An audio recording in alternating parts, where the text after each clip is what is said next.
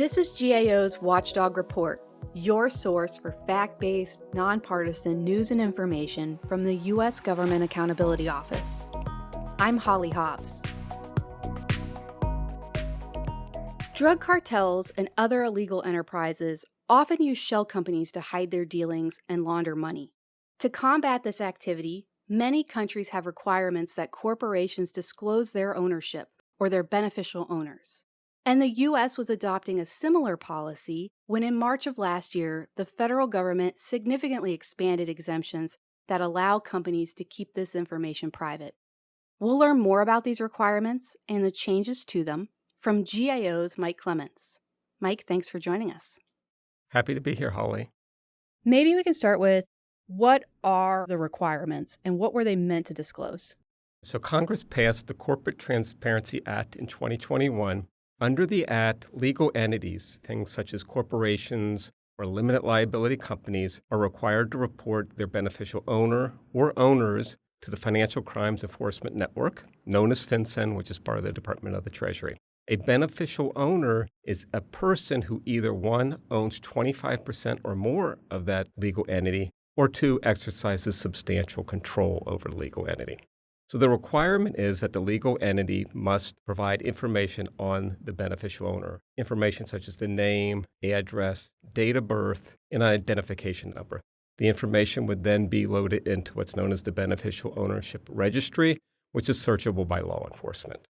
So the requirement changed in March of 2025.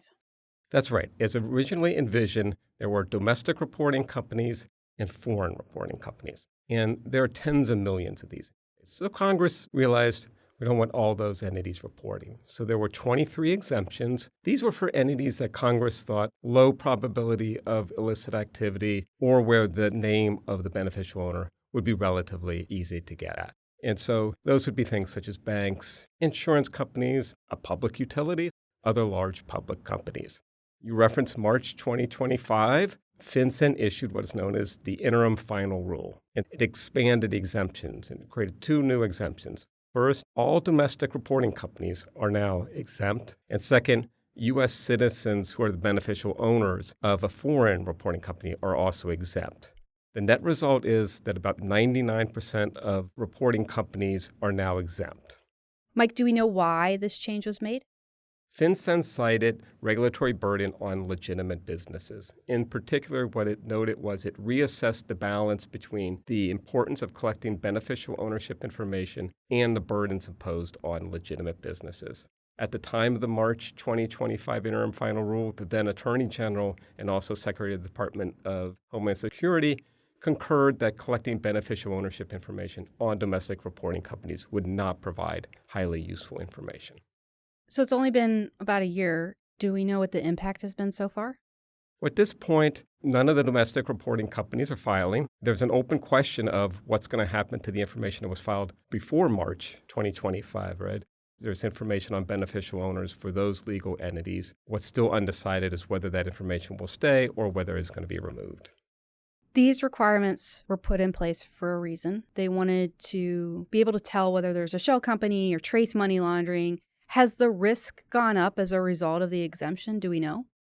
The risk hasn't necessarily gone up, quite frankly, because the Beneficial Ownership Registry has never been fully operational. A couple of challenges. One, FinCEN was incurring delays in getting the registry up and going. Also, there's been litigation challenging the legality of the Corporate Transparency Act and the collection of that information. So at this point, it's never been fully operational. That said, one could argue that the perceived benefits that the Corporate Transparency Act was going to deliver may not be available.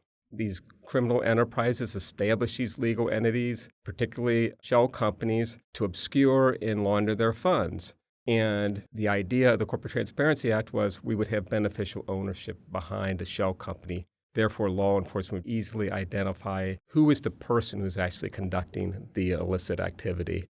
So is the Department of the Treasury and FinCEN doing anything to look at these risks?